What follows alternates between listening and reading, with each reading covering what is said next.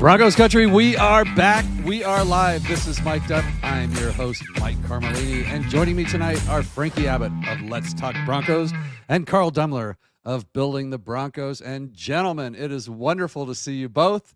Welcome to the big show. How are we feeling tonight? I'm doing great. How you doing, Mike? You look great, Frankie. I got to tell you, it looks like you got a new place. Is that what I'm seeing? Oh, the place is going fantastic. You know, it's really coming together. It's a wonderful pad right now. Yeah, it's so fun. That's awesome. I see you got your champ properly displayed over your shoulder. That's good. Of course. And Carl, only prize possession in here. Yeah, is that the only one? Pretty much, yeah. Yeah, I'm very much like, you know, the meme of the dude that's just like in the apartment with just like the box and like the TV and like then just like the mattress. That's basically what I'm rocking right now. It's geek. Dude, I literally did that. I did. I had the TV on the box. Yeah, it's geek. Right. I did it. And Mr. Dumler, welcome to the show, man. I'm used to seeing you right in that chair on Building the Broncos. How are you, sir? Yeah, I've got a nice little setup here.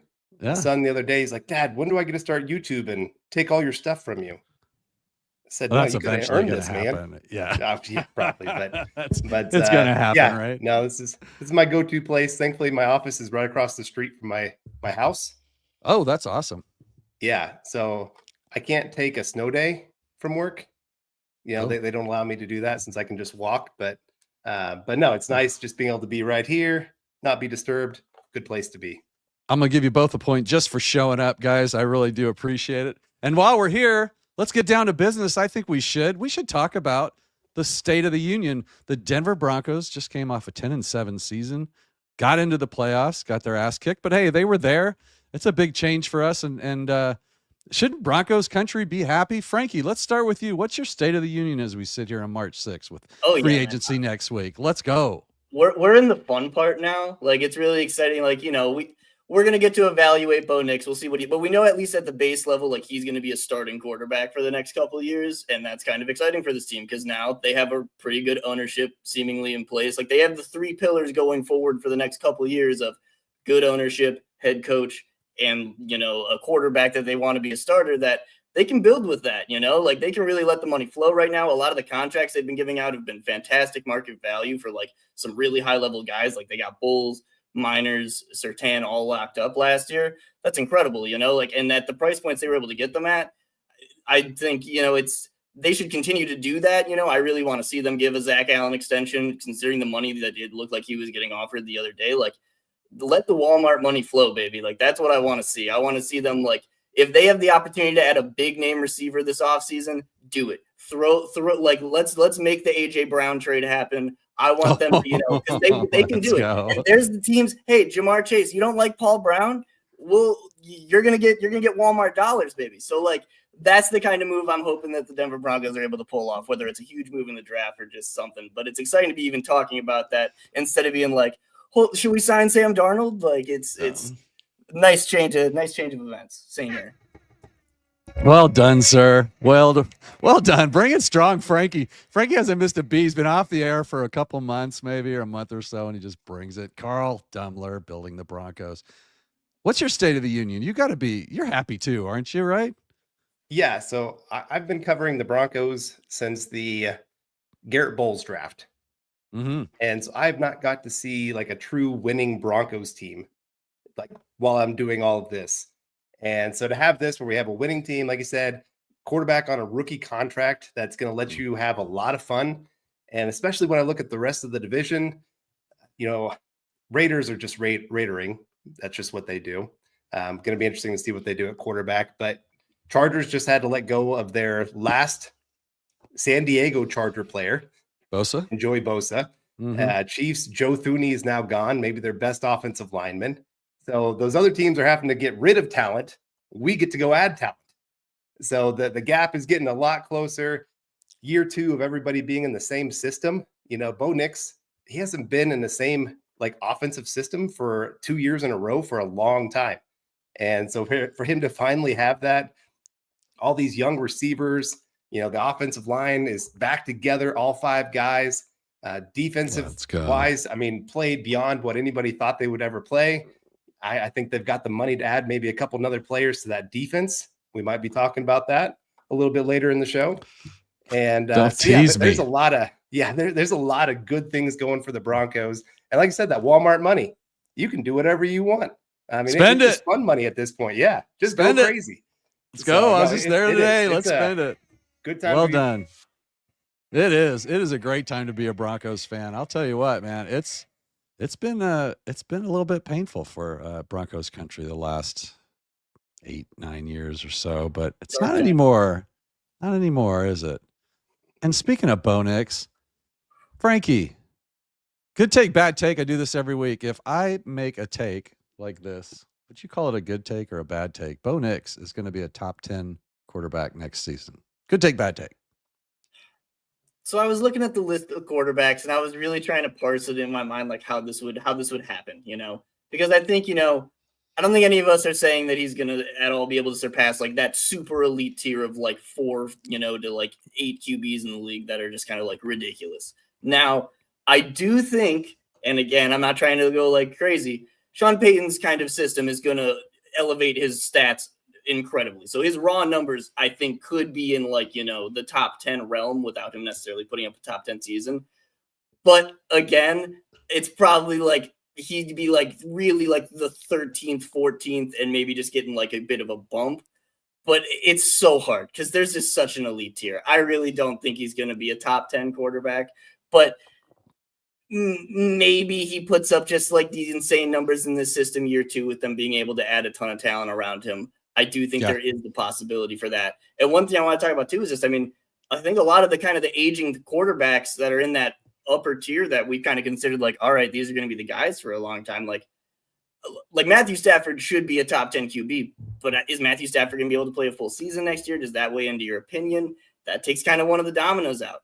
Kyler Murray's kind of another guy that's kind of like I think he could kind of be in that tier where you're kind of questioning it. And again, I think it's more about kind of lumping QBs together as opposed to having them, So, but that's my answer. I don't know. Yeah, I like it. I totally agree. I don't think we need him to be a top 10 quarterback, but I think it's interesting to hear the take. Carl, what are your thoughts on that? If I said that to you, if I tweeted that out, would you respond, I don't know, dude, or would you respond, yeah, he could be? I'm pretty close there with Frankie. It's tough to tell because there. After the top 4 guys, there's a big just kind of bunch of, depending on what kind of season it is, like Jalen Hurts. Where are you going to rank him? Right. Is he a top 10 quarterback? Is he not a top 10 quarterback? Right. I'd take him on my team, but I'm just saying. CJ Stroud had that great rookie season, but then sophomore slump.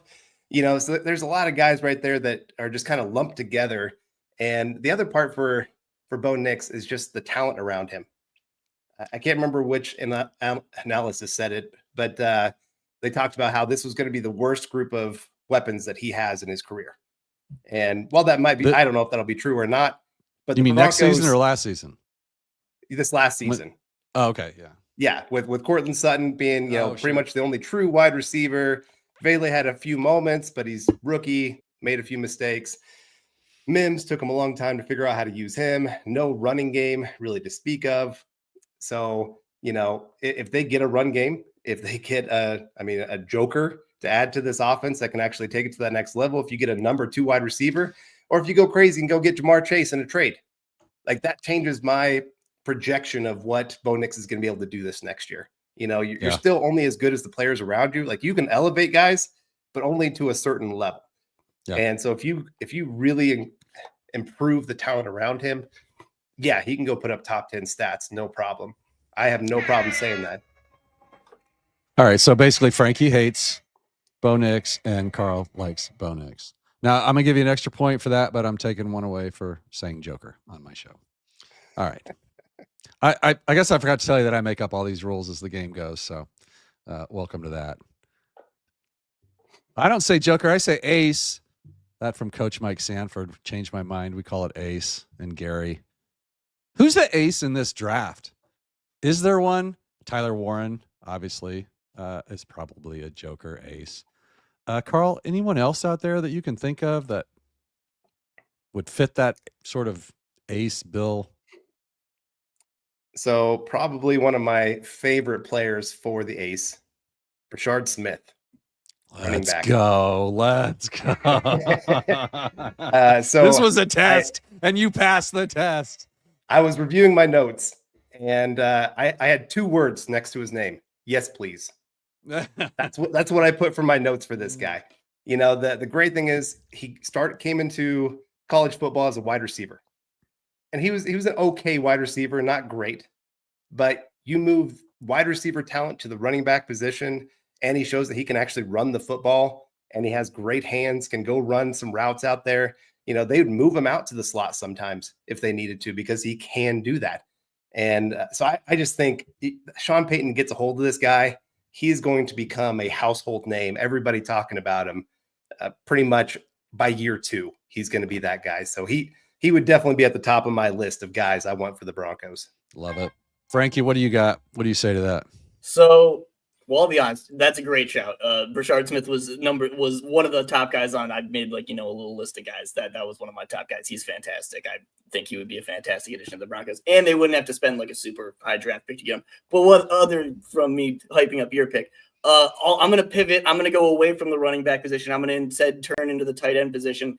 I think Colston Loveland is going to be a guy that could end up being that we can put this guy anywhere on the field and we can have him dominate that matchup type of player. He can really I'm not saying he's going to be Jimmy Graham at all, but he kind of has that separation ability that is not normal for his size. I think he kind of projects as an inline blocker, as at least a functional guy. I'm not saying he's going to be he's not putting up incredible blocking real highlights, but I do think you can kind of put him still in line, put him out in the slot, and you can even put him out wide if you need to. And he is just that good of a player that I think defenses won't really know what to do with him. He was asked who his favorite player was. I believe at whatever all-star game he went to, he said he loved Jimmy Graham growing up. So I think that would be kind of a fantastic player just to have a real over-the-middle, intermediate, whatever type of weapon you want to have. And I think he's kind of pretty good after the catch as well. So I think that's kind of a thing where they've needed to improve at that for years now. Right. I think having a guy like that where you can have him take a screen, you can have him take kind of one of these, just shallow crosses and just have him kind of make a play and get deep up the field. He a good pick at 20 for the Broncos, do you think? It depends who's on the board, but I would be okay with it. If there's so many guys, a lot of people probably heard this isn't a fantastic draft. I think there's a very high chance that whoever gets picked in the first round, there's going to be a lot of people disappointed. The meat of this draft is going to be rounds 2 through 6, because Denver can still be able to add a lot of the positions they need, like tight end, running back, defensive line. They can kind of still bulk up at a lot of those positions on day 2 and early day 3. Yeah. That, again, first round pick, it can end up being a position that, we're all excited about, a tight end, running back, a different player. It's kind of a pick of the litter because, again, I think that it's really just who do you think is going to be that key difference maker? And I do think in this offense for Sean Payton, Colston Loveland can be a key difference maker. So, I don't hate the pick at all. Carl, you agree? I do. I've loved Loveland for a while. For a long time, I had him above Warren just because I think he could be a more day one impact guy because he's more a finished product coming into the NFL, especially coming from Michigan. And honestly, I don't think it's a reach at pick 20. Daniel Jeremiah in his recent top 50 big board had him at number 6. Yeah. And I think at the combine, even though he didn't do any of the drills, his stock went up just because interviews went so well. People saw him and they were like, this guy's a true legit 6'5", 250, and they're going to add some bulk and not have that hurt his athleticism. And so I think at pick 20, if that's the direction the Broncos go, I would completely understand it. I mean, I'm not huge on tight end in round 1, but this kind of draft, like you said, that there's not a whole lot of great first round talent.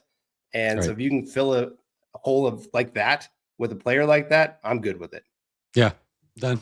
Well done. Both of you. Well done. 1 point game, guys. Let's do a little something different, shall we?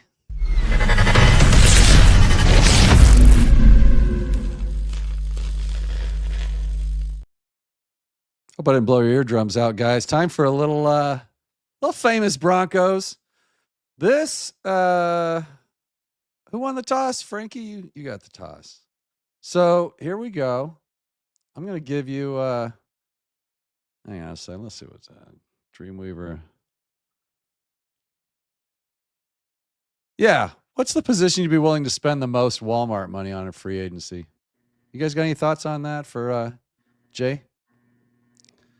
For me, I've got, I was going to say, I'm like, let's throw money at the D line. Yeah.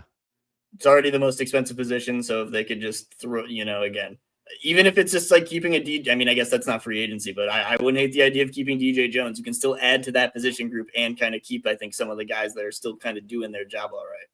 Yeah. Carl, what do you think on that too? Do you have any thoughts on that? I mean, I know you're getting blindsided here, but I would definitely support like a big D-line signing after watching what the Eagles did to the Chiefs in the Super Bowl. I'd be all about beefing that up, man. That game changed me, guys. That game changed my soul just a little bit, I'm all about weapons for Bo. When I watch that game, I'm like, D-line, let's go. Nick Kendall called it. Yeah, it was kind of funny before that Super Bowl. Any mock draft that had anything but tight end or running back, people were going crazy, going, how dare you think of that? And then Super Bowl happened, and I guess D-line could be fine. I also wouldn't mind spinning at linebacker just because that position group was so bad down the stretch. You get two of them. You probably get two really great linebackers for one really good defensive lineman as far as bang for your buck, right? You could rebuild the whole room. There's a thought. Oh, you know what? I'm going to dole out some points for that. You guys both get points for that. Well done. Tie ball game. Let's all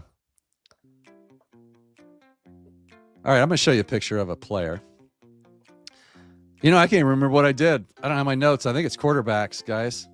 We're going to look at some quarterbacks here. Oh, that's not a quarterback picture. Somehow that ends up on my show every night. I apologize for that. All right, Frankie, you're up. Here we go. All you got to do is name the player. Paxton Lynch. You know what Paxton's patch is? No. Carl, do you know what Paxton's patch is? The pirate patch? Nope. Oh. Paxton's patch.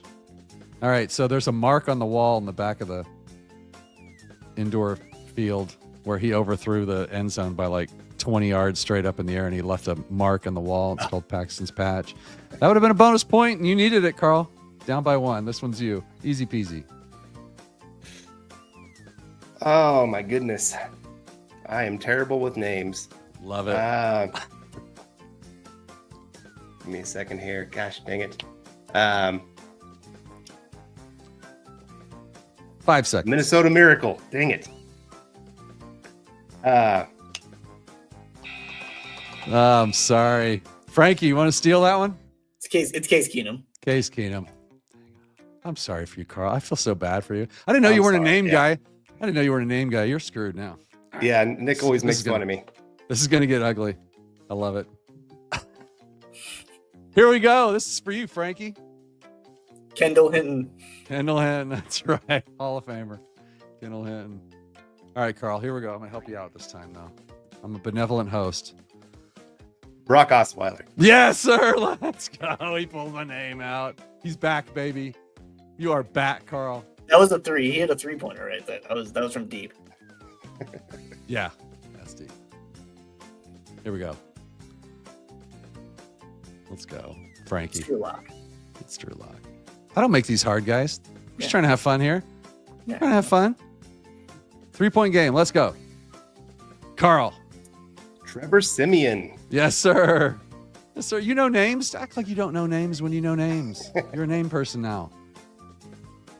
Ooh, Frankie. Who that ninja right there? I got no idea. I bet Carl might know who that is. Carl, would you like to try and steal that? Before you do, if you steal wrong, you lose a point. You're down by 2.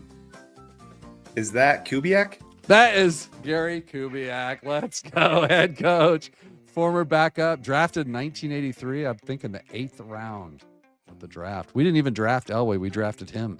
Isn't that crazy? All right, here we go. That's a tough one. Carl, that's yours. They get harder as we go. I apologize for that. They can't all be cupcakes, guys. You play the game to win. Oh, no. You play to win the game. There's a quote there somewhere, and I can't remember what it is. Craig Morton? That is not Craig Morton. He was number 7. Frankie, you have any idea who that is? This is a really random one. Don't guess wrong or you lose a point. Oh, I can't guess wrong. I was going to say, you can guess wrong, but you lose a point if you get it wrong. It's not your question. I told you I'd make up the... It's Steve DeBerg. Steve DeBerg? Yep. DeBerg. DeBerg. Yeah. How was he? Was he good? All right, if you were paying attention, yeah, he was all right. If you're paying attention, you might know who this is. Frankie, this is yours.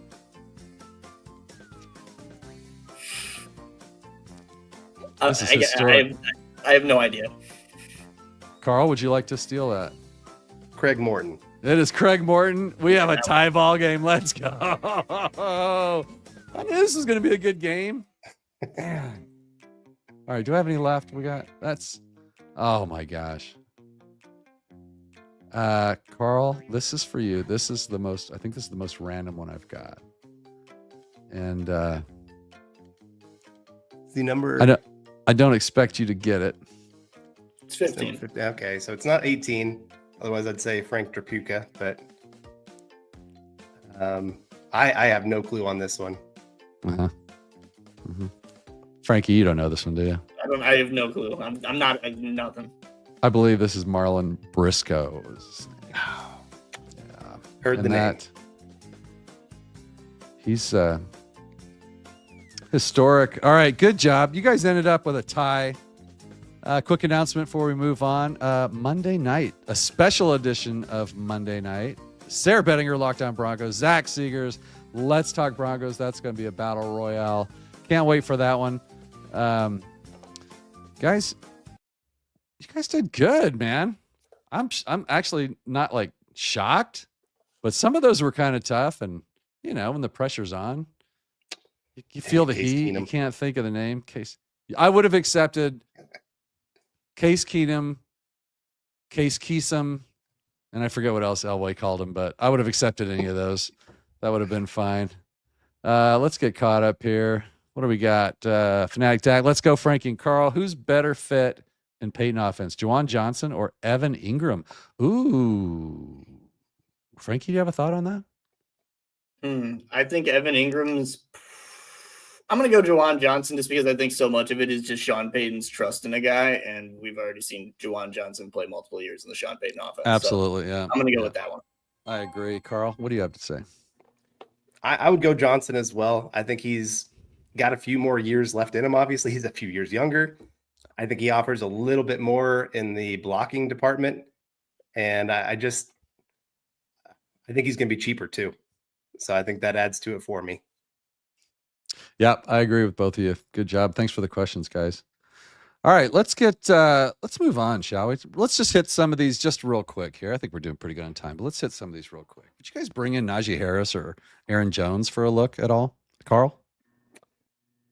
Aaron Jones, I would definitely give a look. Both these depend on the contract for me, but he's a guy that raises the room. He's actually a very all-around running back. Like, he can help in the passing game. He's a decent blocker. He was a touchdown machine. When you need to go get a touchdown, he can go get you one. Like I said, he's not going to be a great running back, but for a guy that can give you maybe 150 touches and not take away from a rookie, but still be a very productive player, I think he would be a really good one for the Broncos. Yeah. Frankie, you agree? I do. I actually really like Aaron. Aaron Jones can be kind of that like not, again, everybody wants like an ace as in like, oh, it's going to be a superstar player. They just need kind of anyone to fill that role. They do not have really anyone in the running back room that can create out of the backfield outside of just like, the random swing to Jaleel McLaughlin where he's able to make somebody miss. So they need to have somebody in that backfield. It doesn't need to be a superstar player. Yes, I hope they're able to add one. But again, a player like Aaron Jones can completely fill that role. He was split out. He's been split out wide for Minnesota multiple times. Their offense was so fun to watch with KOC. There was times in the red zone where they're putting Justin Jefferson in the backfield, putting Aaron Jones out on DBs. It was disgusting. Sean Payton can do that stuff. So, being able to kind of have that mixed match, I think, is a possibility. I think here's the thing. Here's the thing with Najee Harris. I think there's a world where Najee Harris can be fine as like a situational, like David Montgomery type back for this offense. I think if he was a guy able to be a short yardage guy, you're not giving him a big contract. I think you're not giving him like a Saquon Barkley level deal at all. But if you can, nobody's getting that deal years as just a floor raiser for the room. This is not your massive play. Again, this can just be all right. We've got a guy back there. I don't really care if our room was so bad last year. We need to at least have a guy that we can trust to tote the rock however many times and he's not going to throw the game away. I don't think it's going to be a net negative giving him the ball. I also think that, again, not trying to put it in the world of Saquon Barkley, the Steelers' offense for the past, since a couple years before Big Ben kind of his body gave out on him, has been kind of tragic. It's been pretty bad. Their offensive line has been a mess. Their quarterback play has been a mess. Their offensive coordinator situation up until Arthur Smith, who I actually think did a fine job last year, it's been kind of a mess. So I do think that there is a world where you put Najee Harris behind a slightly better offensive line, have him be, again, a rotational option that's just kind of your short yardage guy. Again, a big thing with Najee Harris that I think Sean Payton's going to love. Najee Harris doesn't fumble the football. Like, Najee Harris, I think, has two fumbles, it might be like 6 career fumbles on how at 1,300 touches. Like, this is a guy who doesn't put the ball on the ground. So again, it's not about exploding the ceiling of the offense, which I think they can do in the draft by adding players again throughout the entirety of the draft. This is about a simple move that would raise the floor. But, and I'm sorry, I'm going on a little bit of a ramble here.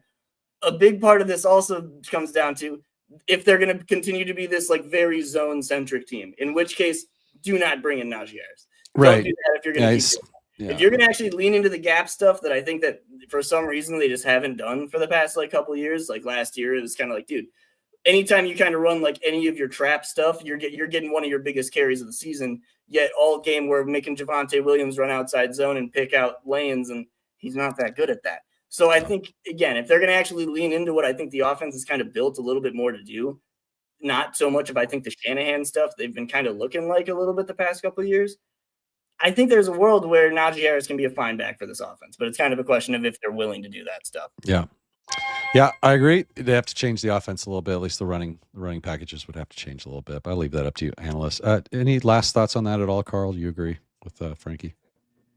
I really am good with either. Like I said, just having the floor be what it is this last year. I mean, either of these guys would be better than any of our running backs that we have right Absolutely. now. Yeah. And so that's a nice thing to have for the Broncos. And so it gives you a little bit of a running game, gives you a veteran. They can help train up the rookie. That'll be a big thing just to teach them, hey, this is where the offense is going. It's a guy that you can trust in those big moments. Third down and short, you could have a Najee Harris or Aaron Jones go in and pick up those yards for you. And so it doesn't have to fall all on the rookie of saying, hey, our success or failure this season is in your hands. No, it doesn't have to be that way. It could be that veteran presence. And that's why I'd love to see it for the tight end position as well. Have that veteran, have the rookie, have them be able to mix and match and just be able to know you're going to be okay if the rookie's not quite ready yet. Yep. A Broncos team that was 6th in yards before contact and 30th in yards after contact. It tells me we need a running back. Let's touch on the D-line class in this draft. Have you guys had a chance to look at this D-line? Are there it's deep, isn't it? Isn't there quite a few? Is this a good one? Frankie, what do you think? It's pretty ridiculous. Yeah. It's littered with talent all throughout. And there's kind of you can kind of pick your favorite type of defensive lineman or type of kind of pass rusher or whatever. If you want more of these tweener guys that, you're kind of playing as a 3 to 5 technique and they're just kind of trying to do kind of like that Draymond Jones type role. Right. There are a lot of those. If you want a really big body to just sit right in the middle of a defense and just eat up blocks, there's a lot of those.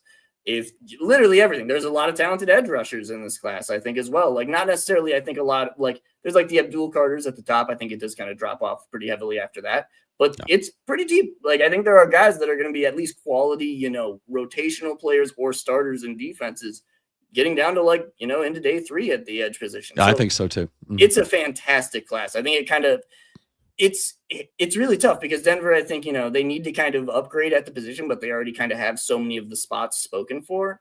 So, again, and another thing I want to kind of, this is a random thing. I think a lot of us want to see them upgrade kind of that, interior of the defensive line. They got absolutely run over in the Buffalo game. You need to have more kind of stoutness in the middle of that. No offense to any of those guys down there. That's not really their game. DJ Jones is good at it, but when you have, multiple 700, pounds of duo blocks coming at him, it's kind of tough to stand up to. But I don't know if Vance Joseph necessarily wants one of these really massive guys in the center of his defense. I'm interested to see if that's kind of something he wants because he's always been a guy that leans into guys that can play multiple, positions. So I don't know if that's necessarily going to be his thing, but, again, I think that if they can get kind of another kind of massive piece in the center of that, they're going to be golden. And there is a lot of opportunity to do that in this class. Yep. Good job. Good take. I think that we might be seeing a bit of a running back renaissance. Everything comes around, right? Full circle. And if they're not wanting to put big boys in the middle, they're probably going to have to, whether they want to or not. But we'll talk about the linebackers on top of that too, though, because that's an issue. Carl, D-line in the draft, what do you think? Yeah, it's becoming a more and more important position. Like I said, teams are spreading people out and then running the football. They're getting you light. Yeah, those exactly. linebackers are getting tiny. So you need those big guys up front that can hold up even on some double teams. And like I said, Vance Joseph, he likes those guys that can get into the backfield, make plays, be aggressive. So he's not as much of a two-gapper kind of guy. But I think it would be good to add a couple of those. I'm sorry, that's the way the league's going. And you've got to be able to be multiple in that way when you play a team like Buffalo that wants to run the football and just bully you. And right now the Broncos don't have that bully back that can just say, nope, we're not doing this. Adding like a Tyleik Williams from Ohio State. That guy probably had the best playoff run in college football this last year. I mean, teams had to pretty much, if you weren't running outside, you weren't going to get positive yards in the run game against Ohio State because he was just dominating at the point of attack. I would love somebody like that for the Broncos. Now, earlier in the season, he wasn't quite like that. If you want a little bit more well-rounded guy, we can go back to one of Bo Nix's teammates, Derek Harmon. He lost a little bit of weight, got better as a pass rusher this past year. He was already a really good run defender and kind of figured out how to play at his new weight, looked great. So kind of like Frankie said, I mean, you've got so many different choices and it's just so deep. You don't have to take one first round to get a good, talented player. Second, totally third, agree. Fourth round, you're going to be in a great place. Yep. Good job, both of you guys. A 1-point game. I knew this was going to be close. Carl, let me ask, how do you feel about Walter Nolan? I'm curious. His inconsistency bothers me a little bit. I mean, when he is locked in and really just wanting to go do his thing, I mean, he can win every single time. It's just there's some times where it doesn't seem like he has a plan in place. And so he's a little bit slow out of his snap, doesn't quite know what he's going to do. So he kind of just stands there and shuffles his feet. So I just wish he was just a little bit more, hey, this is exactly what I'm doing. I know where I'm going. Go make a play. That's what I want to see from him. How would you feel about him at 20? Really good. Ooh.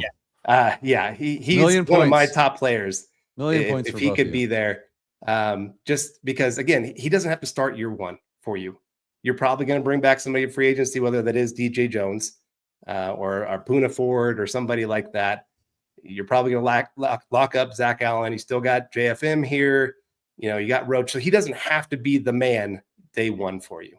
He can learn. He can grow. He can learn, especially from like a guy like Zach Allen, who is that go, go, go all the time, have a plan kind of guy. I would love to see those two paired up next to each other. Yes. Yeah.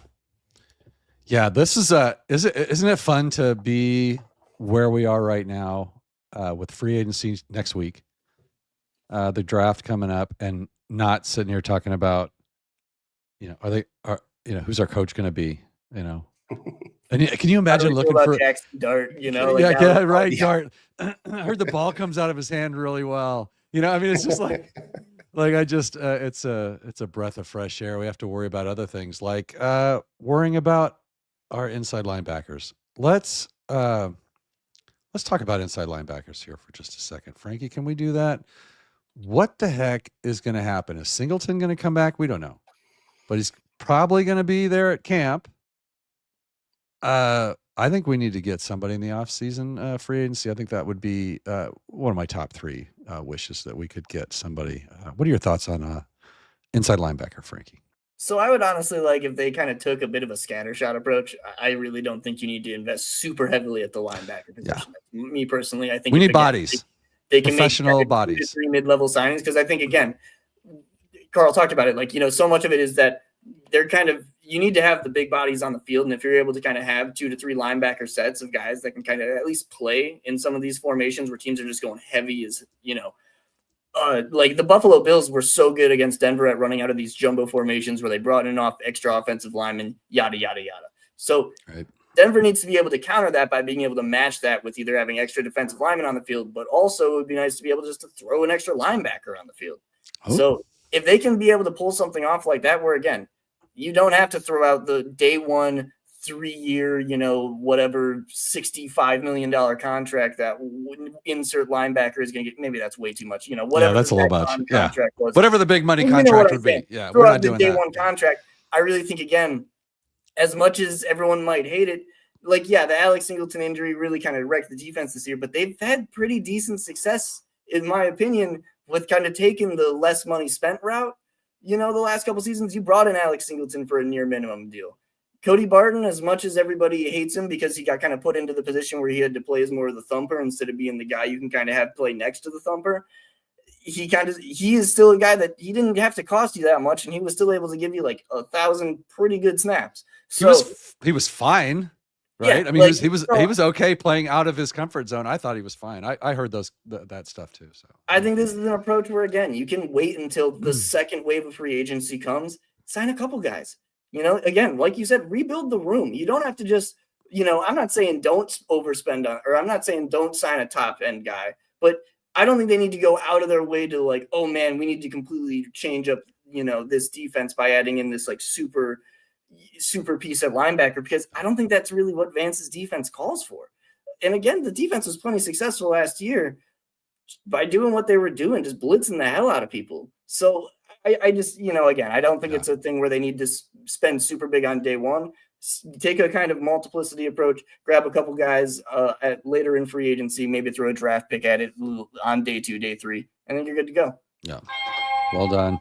Good take. Carl, what are we doing? I honestly, I wouldn't mind spending a little bit of money at the position. Just, it was a position that got bullied quite a bit. They didn't really have a coverage guy. I don't trust Drew Sanders to be that next emerging guy. I just don't think he's great dropping back in coverage. If you have him just as your blitzing linebacker, great. If that's his only job, but they need to find somebody that can drop back and not be the biggest liability on the field. Jamie and Sherwood, he's small. Ooh. He is small, 215, 220 for linebacker, but he's quick. He's a safety converted to linebacker, so he has some coverage abilities. I think, him next to Singleton could be fun. And then maybe add in a draft pick that you can be trying to build around. Linebacker is just, I think, one of the toughest positions to try to figure out draft. Like NFL teams, the first round hit rate for linebackers is terrible. Yeah, so I'm actually thinking. Yeah, I'm actually thinking more like free agency. Like I'm not really looking at the draft. I mean, I'm sure they'll dive into some of that, but I was looking more into like free agency. Like we need to get a patch. There's got to be somebody out there that.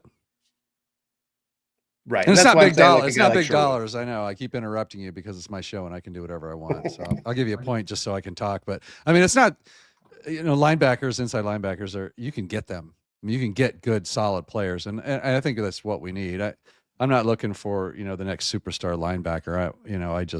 I think that we need help in that room, and I think we need to get it in free agency before we start drafting somebody or trying to get Drew Sanders to be something maybe he's not going to be. So that's my thoughts on that. Yeah. All right, let's move on. All right, we got to start hitting these a little quicker because I do want to get to him. Courtland Sutton. Is he coming back next year, Carl? Yeah, I think so. It seems like I've heard Broncos are already working on a contract with him. He wants to be here. Broncos want him here. He had great chemistry with Bo Nix. Pretty much it was his go-to when things were breaking down, throw it up to Courtland Sutton. And he'd figure out a way. That's his whoopee. Yeah, and as the season progressed, those two really built something special. So I think it'd be a great thing to bring him back. And again, if you can find another weapon that takes some pressure off Courtland Sutton and open him up a little bit more, then things can really take off for that offense instead of him having to be double, tripled coverage, the entire game. So I would love to see him back. Yeah. Frankie, what are your thoughts on Court? I mean, you got to keep Court. He's been such a key piece of kind of the development we saw out of Bo Nix last year. He's such a cog in the offense right now of all the kind of core concepts they like to run. The only thing that is, again, the only issue with Court is still that he just does nothing for you after the catch. That's not me trying to, since the knee injury, he's just not really been that type of guy. And I think, again, a lot of what he's running are these kind of in-breaking dig type routes. You could maybe look to have like an upgrade there. But again, the chemistry he has with Bo Nix right now, especially at the price point he's at, you have to keep a guy like that. There's no reason to get rid of him. And it would be very just very funny, honestly, if after so many years where like they didn't have a quarterback in place, it probably would have made more sense to cash in on a guy like Cortland Sutton, who were reportedly willing to give up whatever it was for him.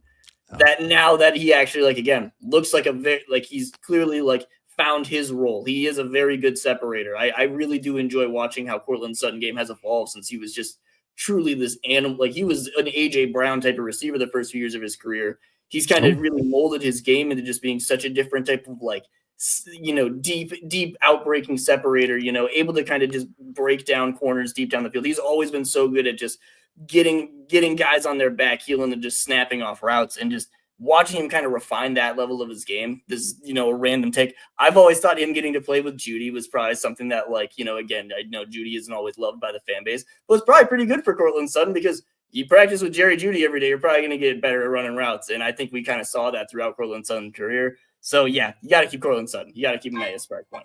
Yeah. Yep. I agree. That's Bo's guy. He's got to come back. David talks Broncos. Hey, David, do either of y'all have a day 3 sleeper you'd like the Broncos to select? Ooh, sleepers. Do we have any sleepers in the back of your mind? That's a pressure question, I've got David. one. I'm gonna throw out a random UC sleeper, and this is his name is Carson Vincent. He's an Alabama A&M tackle, and this is a guy that Zach Strief is one of the better offensive line coaches in the NFL. I'm willing to kind of put my hat on that right now. I don't know if he's, whatever you want to say, but it seems like he's very good at his job. We've watched him do an incredible job with the guys he's had the last couple of years.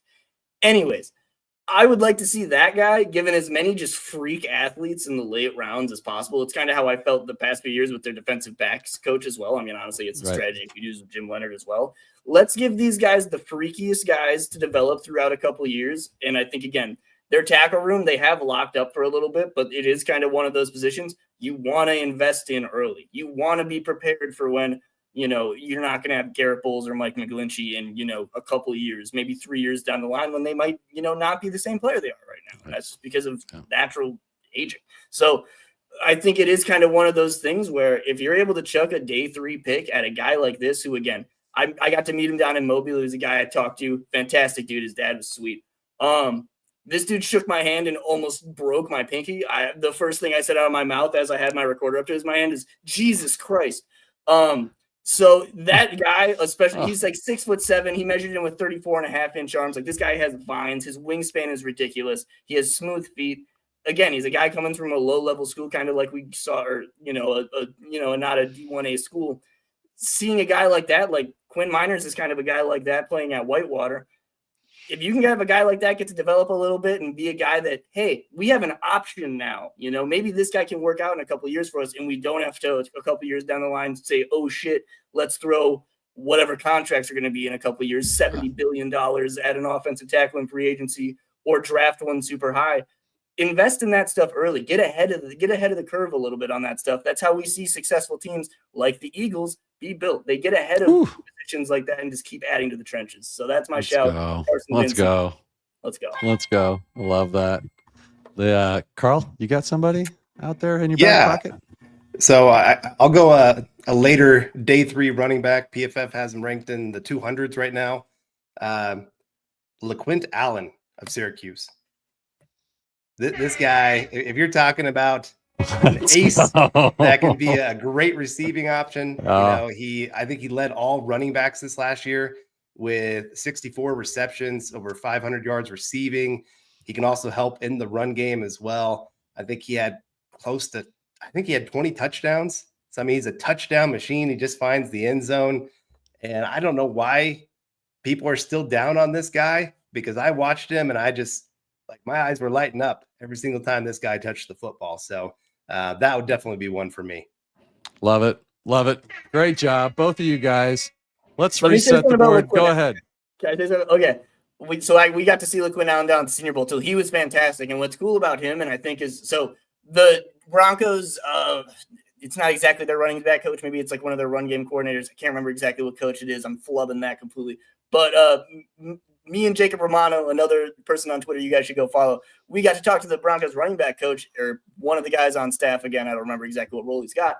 And one thing he commented to us on was like, hey, like, you want a guy, if he's going to be kind of this receiving option for Sean Payton, you want a guy with a little bit of size. Like a guy they were really interested in was LaQuinn Allen, and Donovan Edwards was actually another guy who was like, this is a guy that's got a little bit of size that we can, again, put out wide and not have to worry about. Like a guy I really like is Bashal Tootin. He's a guy that I really like and I think could play that Joker role, but then I'm kind of like, man, I don't know if Sean's going to kind of want one of these kind of, maybe Darren Sproles-esque guys. I don't think that's kind of what he wants, but whatever, that's completely besides the point. I just wanted to shout out that LaQuinn Allen's awesome. No. And again, he kind of fits that mold of he's got good size. I want to say he's 6 foot or 6'1" as well. Frankie, that's why people are here. They want to hear what you guys have to say. They don't want to hear what I have to say. Man, if you got something, throw it out there. I might even give you a point for it. You never know. I've been watching the points. I've been watching comments. What do we got? 3-point game? Ooh, this might be the highest scoring game of all time, by the way. I can't see the points. That's what we do. I got something else to put up there right now. Oh, that's fair. Let's all right, so I put this up before the show. Mic'd up pod poll. Better receiver for what the Broncos want to do. Sutton 80% over Metcalf. Whew. I mean, I'm kind of shocked, although I think that Sutton is fine and we don't need Metcalf. I wouldn't mind him on the team, but I wouldn't replace him. I wouldn't replace Sutton with Metcalf, I guess is what I'm saying. If that were the case, then I would just rather keep Sutton. But yeah, look at Broncos country out there speaking their minds. What do you guys got any thoughts on that poll for everybody watching? Yeah, Frankie? Carl, go ahead, Frankie. Anybody? My wife? Is it at the same price point? I guess that's kind of the big No, thing don't worry about I don't care whatever, about price okay. point. I'm just talking about player on player. I still like Sutton, I think, because, again, such a big part of, I think, what we've seen out of Sean Payton the last couple of years is he wants a guy that he trusts to kind of use in his offense. And I think, again, he's had Cortland Sutton now for a couple of years and clearly knows how to use him. So I don't think there has to be that, like, weird little growing pains period. And I just think Cortland Sutton right now, again, I don't think they kind of need him as what they want out of their X to kind of be that, maybe a little bit more explosive downfield or a little bit more explosive after the catch option. I don't think they necessarily need that, at least how the offense is constructed right now. So I'm okay still keeping Cortland Sutton over him, but I don't think it's really that far apart. Yeah, no, I agree. I think they're tight. I'm surprised by the 80-20. Yeah. Oh, 100%. But maybe that's what everybody's taking into account. They're like, well, why would we pay this guy? And then I guess Seattle's asking for like a 1 and a 3 or something at this point. That's not going to happen. But I mean, if you throw that into it, Carl, what are your thoughts on Metcalf versus Sutton? Yeah, I think Sutton fits well into this Payton offense. He's a better route runner than people give him credit for. His deep in route is incredible, which is something that the Broncos run a ton of. Yeah, stick route's great. Yeah, that's Sutton's go-to, and he can go high point the deep balls. DK Metcalf, I mean, athletic freak. When he's running in a straight line, there's not many better in the NFL. But you go watch how Seattle for most of his career used him. Like his route tree is about 3 routes that they would try to use him for. This last year, they changed it up. They did change it up this last year with the new coaching staff. No, we don't. Tried to do a few more things with him. They tried to run some screen passes with him. That didn't work great because he just doesn't have that like immediate speed that you really need on those screen passes. But I just think, especially with the trade, what you would have to give up, then you're going to have to pay the guy. I just would rather keep Sutton around, keep that chemistry going, have a guy that knows the playbook. You don't have to teach a new guy and have him kind of get used to it and build as the season goes. It's already built in. I think Sutton's the better choice. Yep, I agree with both of you guys. I think we're all in accord, and it looks like Broncos country agrees with us. So, having said that, there's only one thing left to do.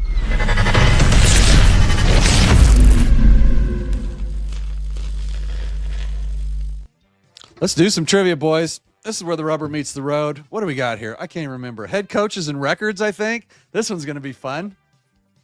Coin toss went to Frankie. Frankie, you're up first. Can you guys hear that music? A little bit. Catchy, isn't it? I think it's Ooh, Family that is. Feud. I like it. Let's see. I can't hear the music. Shut up. Okay, now I can. Frankie Abbott. 2020. This is so easy. Cupcakes first. 2024 record. And who was the head coach in 2024? They 10-7 last year.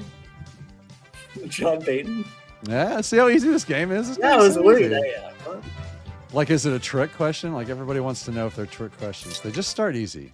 They just start easy. Here we go. Carl Dumler.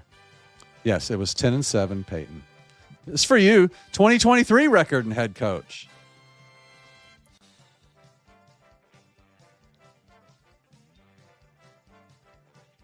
You're muted. Carl, you're muted. Oh, there we go. Broncos were 8-9. That's a point. You're losing a point for being muted. Dang Not it. really. Oh, man. 8-9. They were 8-9, and Sean Payton. Sean Payton was head coach. That's right. See how easy that is? I'm a nice host. I'm not here to screw you guys over. But they do get harder. 2022 record, Frankie, and head coach. I'm gonna go with were they 6-11? That was Hackett. Well, they had multiple coaches that year. Carl, did you want to take a stab at that? You lose a point if you're wrong, though. Don't be looking it up either. I've gotten into your computers. I know exactly what you guys are doing. Any guesses? You're muted again. If you mute yourself, that's a point. Down Okay, to sorry. 89. I have a cough going on, so I mute myself. 5-12. They were Hackett and Don't say anything. Rosberg. Oh, see, you shouldn't have said that. Dang it. All right, that's a point. 5-12 with Hackett. We'll come back to the rest of that question. All right, so this one's for you, Carl, since you stole that one, right? Yep. 2021 record and head coach. That was Fangio. Yeah, you're halfway there. Halfway there. 7-10. Let's go. Well done. I would have never got that, to be honest with you. I move on from things like that. I completely forgot about that. I watched it. All right, we're going back a little farther, Frankie. Frankie Abbott. 2015 Super Bowl winning Broncos record that year. It's like 11-5.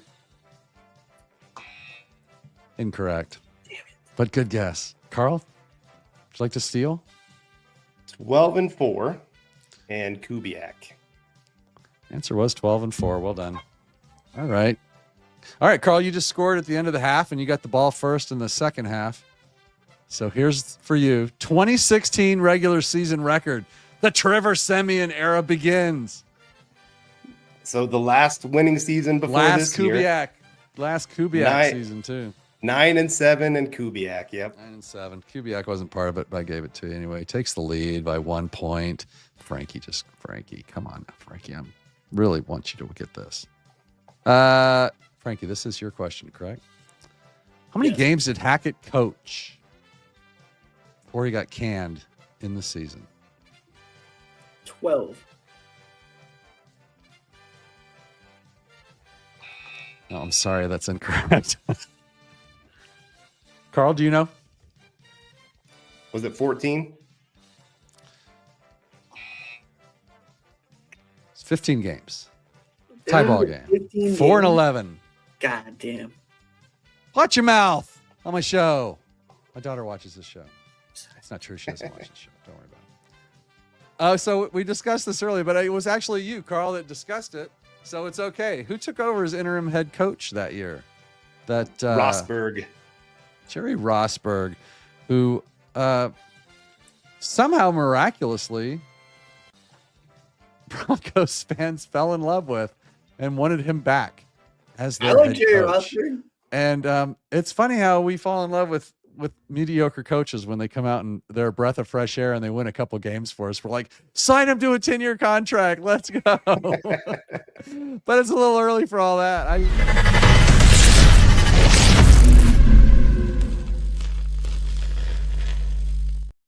That's nonsense. We're not signing somebody like that. Thank God. But yeah, I liked him too, man. I mean, to be honest with you, he was cool. I loved his press conferences. He was a breath of fresh air, right? Right. He's great. Like, but that's just, he knew he was there like for a reason. And it was fantastic. Yeah. But I mean, the thing is, you know why we feel that way, because of the situation we're in. It's like, to fall in love with Jerry Rosberg is because of the crap shithole that we're living in makes him just look that much better. But yeah, whatever. Big debate. Let's do a big debate, shall we? We've got let's go draft on this, right? Best player thinking. I mean, if a Genty or Tyler Warren or I don't know. Pick your poison. Shows up at 20 and drops in our lap. Let's go. Regardless, let's get him. But generally, this draft to me sets up best player available pretty much the whole time. Agree? Disagree? Frankie, you go first. Should we lean more offense than defense, or more defense than offense? Pick one. You got to pick one and sell me on it. In the first round or the entire draft? I'm sorry, I don't the mean whole that. draft. You come out of the draft, you're getting you're shoring up your defense, or you're shoring up your offense. Which one's more important? Offense. This year, it's definitely offense. They need to infuse some young, explosive talent into any position group on this team. It needs to be, again, Marvin Mims has provided a great spark out of his role, but again, he doesn't really have a defined role in the offense yet. Cortland Sutton, again, fantastic player for what he does. I think he is, again, a little bit limited in the explosive department. They need to add explosiveness in weapons, and you want to get those guys cheap. Yeah, I totally agree. Carl, to you. I'm leaning offense too. I mean, it fits so well with what you need on this Broncos team. Running back, tight end, getting those kind of guys, especially early in the draft, would be huge for the Broncos. And defense, I think usually you can find more quality defensive players in free agency than you can on the offensive side.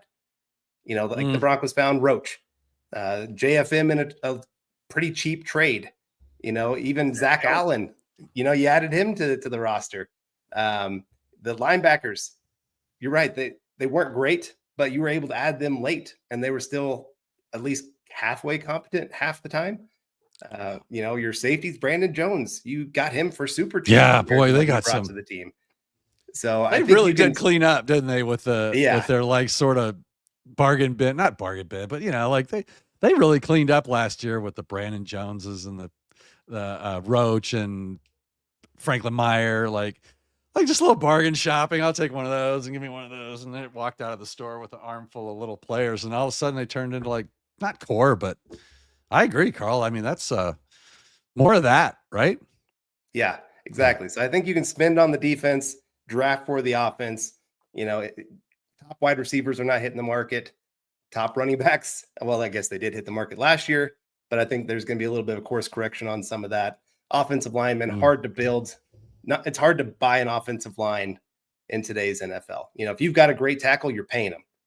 Even guard, center, you're going to be paying those guys for the most part. And quarterback, of course, you're not getting rid of that guy. So yeah, I'd rather draft for that side of the ball. Yeah, Frankie, more thoughts? Offense still? Pearl's not talking out of it. Too, the JFM thing is a great example to bring up, because that is an area where I really hope that they're kind of keeping their eye out, because again, there are a lot of franchises right now that are desperate for quarterbacks that are kind of not in great shape, and they aren't going to get again, Cam Ward and Shedeur, I think have the opportunity to be plus starters, but it seems like teams aren't really as in love with them maybe as the rest of whoever is. There isn't a great option in free agency. There are going to be a lot of teams left over this year that are just kind of going to be mailing it in. Those teams have quality players that Denver has the ability to pay, because again, any guy that has bonuses on his stuff, that does not matter for Walmart money. They can handle it. They can kind of deal with contract stuff. They can kind of rework a lot of this stuff to kind of figure it out. Where again, a contract like JFM's for a team like the Jets, that again, they were kind of not in a great situation cap wise. Okay, we can figure that out. they need to be looking for deals like that, I think, all of the time, because as great as draft picks, are, I do think, again, they want to spend as much as you can. Invest in quality, I think, over quantity is going to be a really big thing for them. If you can get proven talent, like the Christian Kirk trade for today was a great example. Christian Kirk for a 7th-round pick, I would have been stoked for Denver. I would have been genuinely like, sick. They got another guy that like can do stuff that they need in the receiver room. He's kind of a role that Denver doesn't have right now. 7th-round pick. Who really gives a shit? Like, I'm so sorry. Who really cares? Stuff like that is kind of like, all right, cool. I think if you can kind of look for deals like that, Denver should kind of be on the phones all the time for something like that. Yeah. Carl, last thoughts. Yeah. And you look at where players are hitting the market right now. You got a lot of defensive linemen that are getting cut right now. Jonathan Allen might be hitting the market here pretty soon. So, he's still got some years ahead of him, possibly. No, you're not a big Jonathan Allen fan? Frankie with was. The cloud. But, there's a lot of great safeties that are hitting the market this year. So that's, again, where you could upgrade for the Broncos. A few linebacker names that I really like. So Broncos got some great opportunities to really upgrade, even compared to the deep. Like they had a top 5 defense last year, and they can still upgrade from what they had last year. And then you can hope that a couple of your young guys develop. Riley Moss able to stay healthy and become something a little bit more. Your defensive lineman, maybe them, Jonah Ellis on the defensive line there. I mean, he showed some glimpses of some promising things for a 3rd-round pick. I'm excited to see him in year 2. I really think of the young guys that I'm most excited about, he might be the top of my list right now, just because I think he really could be that next big player to emerge for the Broncos. So, Broncos have some great opportunities there, especially on the defensive side, to really make this a top 3 unit that teams have to fear. Guys, you filled the bill exactly what I thought you would. I'm not going to declare a winner. It's too freaking close. When I'm within 2 points, I'm just, you know what? Let's just nut it up at 98 and call it good. That's a great show. Great job. I did say that we would pick 2 players that would put us over the edge. That's for happy birthday, Mike. If you got on the offensive side, if you got Genty and Warren, what would that do to our offense? It would make it a top 5 unit, I think, next year. Whoa. I almost give you the win just for saying it. Genty in the run game. Oh my gosh. I mean, the fact that teams would have to respect that and, loading up the box to try to stop him. His ability in the pass game as well. It's an underrated part of his game. I know everybody talks about what his running skills and bouncing off people, but he's got some hands too. And then you got Warren, and just how Sean Payton can use a guy all over the field. Like you can stick him in the backfield and use him as a running back if you want to. He played center for a snap. He snapped the ball, ran down the field, and caught a touchdown. So it would be fun to see what Sean Payton would do with like a guy like that. Not every offensive coordinator or offensive minded guy out there can use a player like that. Sean Payton can. So yes, it'd be a lot of fun. Yeah. And I know it's not a real question, but Frankie, answer it anyway. What would happen? Echo that. And it was funny. So when we were talking about the ace earlier in the draft, thank you. I got to give you. That's it. He called it an ace. That's it. As Carl mentioned, like he can be that weapon out of the backfield, and this guy is just so dominant after the catch. So like, if you get this guy matched up on a DB, he'll figure out the route running as he goes. But it's just a dangerous proposition for the defense. So he is a guy like that I think, again, you'll work on the route running as it comes. I think like he said, the hands are actually something that are more of a plus than people give credit for. And he's great in the one thing that's awesome about a lot of the backs this year. None of them are really that well, some are bad in pass pro, but there's a lot of quality backs in pass pro at the top. Like really none of the guys I was watching, I was like, oh, this guy sucks. I was like, damn, like even some of the smaller guys like Travion Henderson just beats up people, which is pretty cool. So really, I think that there are a lot of options there, but adding a guy like that to the backfield that, again, you want a guy that can run out of multiple schemes because Sean Payton's offense runs everything. Cool. Now you've got a back that can do that. He's operational in zone, and I think he dominates gap stuff. So awesome fit. And then Tyler Warren, like you said, rotational piece that you can have all over the field, can work as kind of your tight end kind of in tandem with guys. Like I think he can work out where if you're trying to be a team that's running out of more 12 personnel, which Denver, it seems like wants to be, but just kind of hasn't been able to be, have him kind of lined up with, Troutman, whoever they sign, whatever. That's going to be a pretty good blocking unit on top of everything else in the run game. And it's just going to be a really dominant thing down there. And then you can kind of work the pass game more out of that. So yeah, no, that would be a massive boost. And you said, Carl, didn't you say that, was it Warren that you were talking about? You said like actually played some center, like lined up at center. Was that who you were talking about? Yeah. In the USC game, he snapped the ball at center, but he was also still a receiving option because he was the last guy on the line.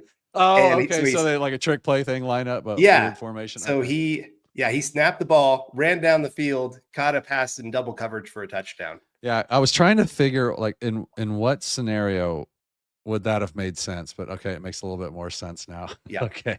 Well done, both of you guys. Frankie, Abbott, let's talk Broncos. Carl Dumler building the Broncos. How's Nick, by the way? Nick Kendall doing all right? He was on a few weeks ago. Well, that's my guy. You guys, driving on. Let's go over that real quick, and then we'll get everybody out of here. You guys, what are your schedules? What are your days? When do you guys do this show, Carl? You and Nick. So we do Tuesday nights for building the Broncos. Okay. And it seems like Tuesday nights seem to be when all the big Broncos news comes out. So it kind of works out well for our show. Yeah. Mm-hmm.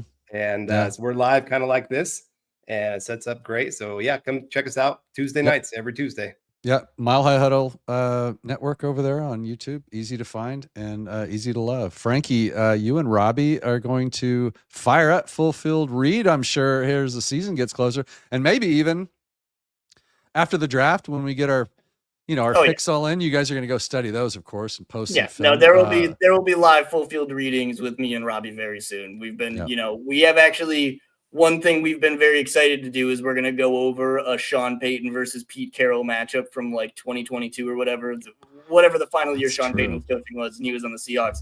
It's like a Jameis Winston start. It's really not like that, like sexy of a game to go over, but it'll be very funny just to be like, all right, here's how these guys were matching up a couple years ago, because like, again, the year Sean Payton was running with like Jameis at quarterback was really like just the most like purified version of his offense. I feel like we've gotten to see in a little bit. Like it was very just like, again, obviously the Drew Brees years were a completely different thing, but watching him just be like, all right, I have to figure out how to make this work. And just like watching that it's a good time. So we'll get into that. I know Robbie's been going really deep into some college prospects and a lot of free agent guys. I have as well. Yeah. So we'll be getting on all that stuff. Make sure you're checking out the Let's Talk Broncos people in general too, because all of them are fantastic. And Yep. Two of the two of my favorite and biggest Let's Talk Broncos, Mile High Huddle.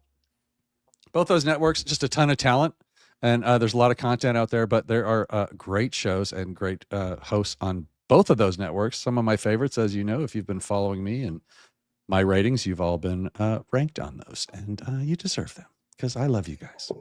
Benevolent. We love you. Guys, this was a great show. Thank you so much for coming in. Frankie, you know what? I'm giving you the win. I was gonna do a tie, but Frankie gets the win. He called it an ace and not a joker for the bonus point at the end. That's what it comes down to. That's all it comes down. I make up the rules. That's a good way to wrap it up. Full circle. That's how it happens. Full circle. It all came full circle. And this is also our longest show ever. So it's another mic'd up record here. Frankie, what do you have to say to Carl Dumler, who fought so valiantly towards the end? Any parting words to your opponent? I think you deserve the win equally, if not more, than I do. So again, let's go. Thanks for shooting the stuff on the prospects and the free agents with me, because you took a lot of names that I was going to mention. So very much both like good job, but also like a little bit. So that's what I got. All right, guys. Thanks again. Let's get you guys out of here. Once again, thanks to Frankie, Carl for coming on the show. Broncos Country, thank you for watching, liking, and subscribing to Let's Talk Broncos, Mile High Huddle, Building the Broncos. And of course, this show, it helps us out a lot, especially when we're starting out. We're taking off, man. This is crazy. What is going on here? I will see you guys Monday night live with Zach Seegers and Sarah Bettinger. Until then, though, go Broncos and good night. Thanks again, guys.